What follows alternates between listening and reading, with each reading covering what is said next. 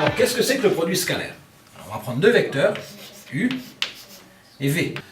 Alors, au début, c'était un peu déroutant parce que c'est pas évident de parler devant une caméra sans avoir des étudiants. Je suis habitué au moins à voir, rien que voir l'expression en général, on sent très bien quand ils sont perdus ou pas.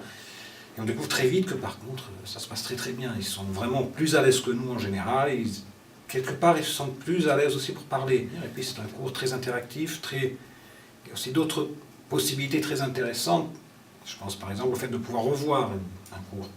C'est-à-dire tout est enregistré, ils ont la possibilité de revoir le cours, de faire un arrêt sur image. J'arrête pas de leur dire par exemple, faire un arrêt sur image, d'imprimer la page où il y a par exemple la partie cours, ou un exercice, arrêter l'image sur un exercice, le refaire eux-mêmes, et puis regarder la correction. Donc ça donne, c'est une nouvelle façon de faire l'enseignement très très intéressante.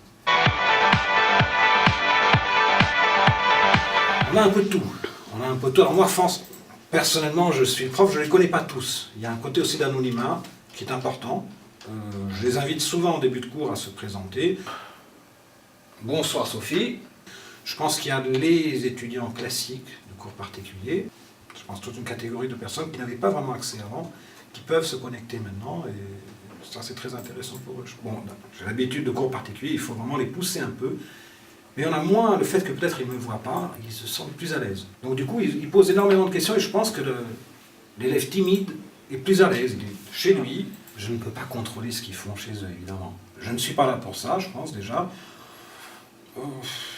Alors moi, ce qui est positif, c'est qu'ils ne vont pas interrompre mon cours ou gêner le cours. Je les invite à me faire des commentaires, c'est-à-dire si je vais trop vite ou si je n'explique pas trop bien les choses. Donc là, je les invite beaucoup, je le vois comme un commentaire, c'est-à-dire voir.